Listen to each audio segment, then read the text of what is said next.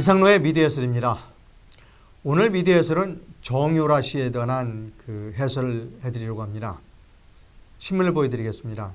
신문을 보여드리기 전에 우리나라 언론에 대한 이 말씀을 좀 드려야 되겠습니다. 우리나라 언론은 물론 언론이지만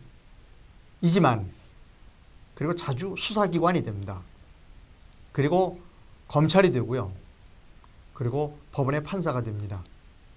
언론이 문제를 제기하고 언론이 수사를 하고 언론이 기소하고 언론이 판결을 내립니다. 신문을 보여드립니다. 매일경제신문 6월 1일자인데요. 제목이 이렇습니다.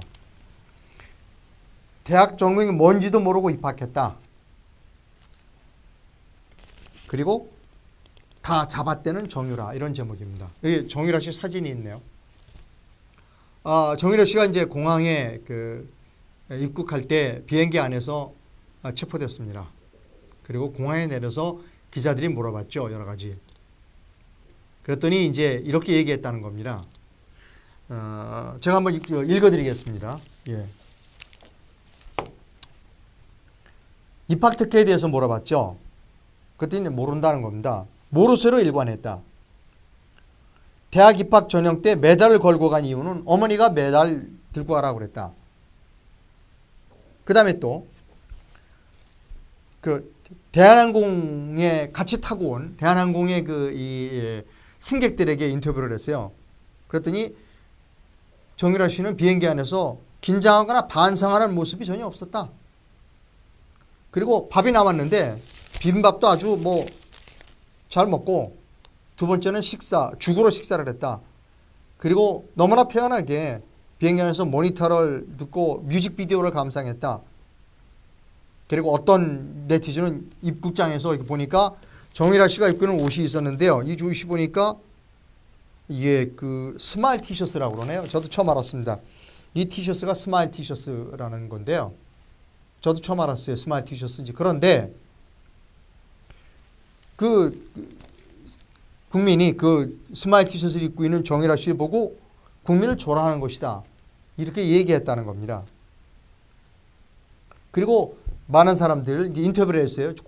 입국장에 나와 있는 국민들에게 정 씨가 입국장에서 모르쇠로 답변을 일관한 데 대해서 분노가 컸다라는 겁니다. 여러분, 아까 말씀드렸죠. 우리나라 언론은 스스로 문제를 제기하고 수사하고 기소하고 재판합니다. 매일경제신문은 재판까지 끝냈습니다. 수사를 끝냈죠. 왜냐고요? 여기 제목에 나와 있습니다. 이게 다 잡았다는 이라는 표현입니다. 이 다 잡았다는 이라는 표현은 언론기관에서 사용하기는 부적절한 표현입니다. 예를 들면 이런 표현은 수사기관에서는 아마 쓸 수 있습니다. 물어보다가 수사하다가 다 잡아떼지 말고 진짜 솔직하게 얘기하세요 라고 얘기할 수는 있습니다. 그것은 뭐냐면 수사기관은 이 피의자가, 범죄인이 자기가 범죄를 저질렀는데 부인하고 있다라고 가정을 하고 수사를 하는 겁니다.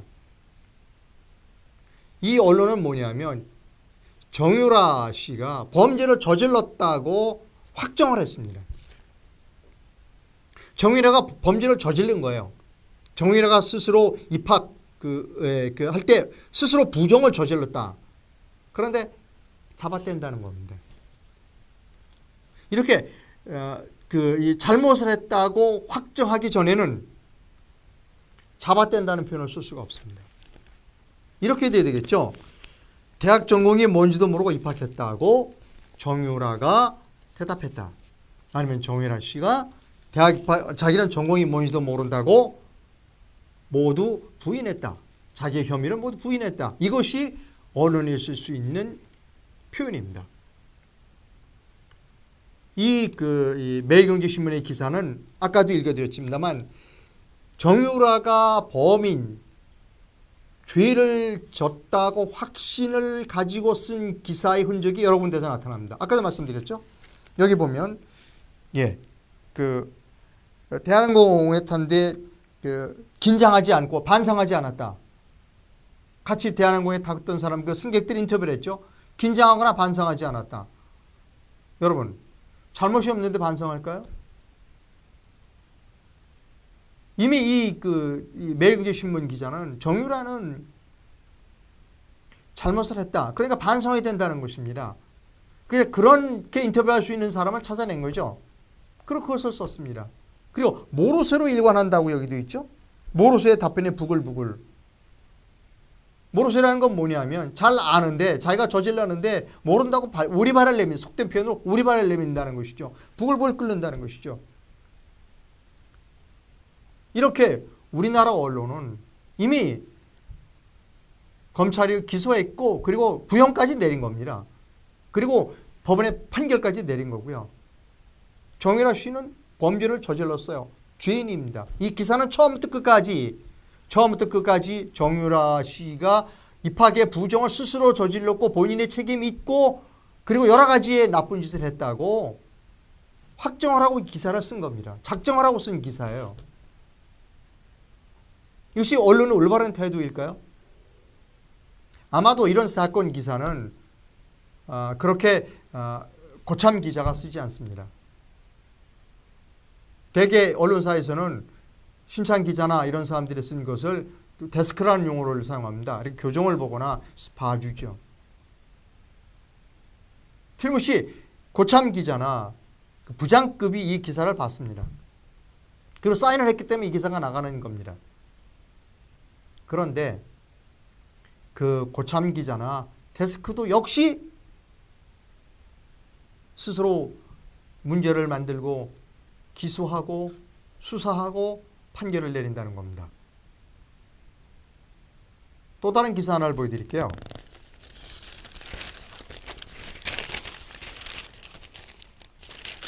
역시 매일경제신문 기사인데요. 아주 의미 있는 기사가 있네요. 정유라 씨가 이제 이 검찰에서 영장실질심사를 청구했어요, 법원에.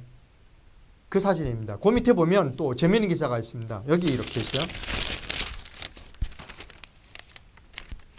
내가 불법감찰 피해자다. 뻔뻔한 우병우라는 기사 제목이 있습니다.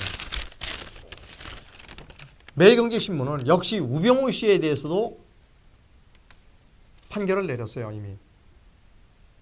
뻔뻔한이라는 표현은요, 이런 표현입니다. 잘못을 저질렀어요. 저 사람이 틀림없이 잘못을 저질렀고 나쁜 사람이에요. 그런데 오리발을 내미는 거죠, 속된 표현으로. 그럼 우리가 뻔뻔하다고 그러잖아요. 이 매일경제신문 기사는요, 이미 우병우 씨가 나쁜 짓을 저질렀다. 불법 감찰을 한 나쁜 짓을 저질렀다라고 확정을 했어요. 판결을 내린 겁니다.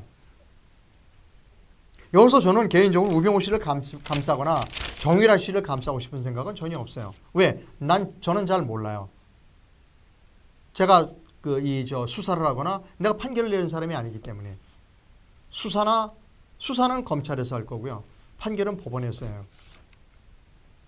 예를 들어서 법원에서 판결을 내렸는데 굳이 본인이 아니라고 항변한다면 뻔뻔하다는 표현을 쓸 수도 있겠죠. 하지만 이런 표현은 주류 언론이 써야 할 그런 표현은 아니라는 겁니다. 그동안 우리나라 언론은 이렇게 스스로 수사관이 되고 검찰이 되고 그리고 법원 판사가 돼서 기사를 써봤습니다. 이게 올바른 언론의 자세일까요? 여러분 이렇게 생각하실 수 있습니다. 이 기사를 보고 시원하다. 기사 잘 썼다. 이렇게 느끼시는 분들도 상당히 있겠죠. 그런데요, 여러분. 언론이 여러분 편일까요? 제가 말씀드리는데 절대로 언론은 여러분 편이 아닙니다. 어떤 일이 벌어지면요. 내 뜻은 상관없이 내가 어떤 짓을 나는 그런 일을 하지 않았음에도 불구하고 이렇게 언론이 스스로 문제를 제기하고 수사하고 판결까지 내려서 기사를 써버려요. 그러면 나는 어떻게 되죠? 내가 그 억울함을 우리는 어디 가서 호소하나요? 방법이 없어요. 우리 언론은 성숙해져야 돼요. 우리 언론은 정말 반성 많이 해야 됩니다. 이렇게 사람의 인권을 마구 유린해요. 언론은 수사관이 아니고 그리고 판사가 아닙니다. 검찰이 아니고요. 언론은 사실을 보도해야 합니다. 사실을 보도함에 있어서 예단하면 안 돼요. 내 마음에 들지 않는다고 그 사람을 범인으로 확정을 해서 뻔뻔하다, 모르쇠다, 반성하는 기색이 전혀 없다, 이런 표현을 함부로 사용해서는 안 된다는 것입니다. 좀 마음이 어둡네요. 저도 언론인 출신으로서. 그러나 언론은, 우리나라 언론은 변해야 합니다. 오늘 미디어였을 여기까지 마칩니다. 여러분 감사합니다.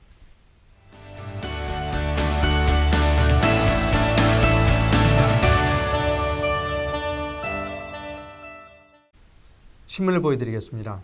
신문을 보여드리기 전에 우리나라 언론에 대한 이 말씀을 좀 드려야 되겠습니다. 우리나라 언론은 물론 그 언론이지만 그리고 다 잡아떼는 정유라, 이런 제목입니다. 여기 정유라 씨 사진이 있네요. 정유라 씨가 이제 공항에 입국할 때 비행기 안에서 체포됐습니다. 그리고 자주 수사기관이 됩니다. 그리고 검찰이 되고요. 그리고 법원의 판사가 됩니다. 언론이 문제를 제기하고 언론이 수사를 하고 언론이 기소하고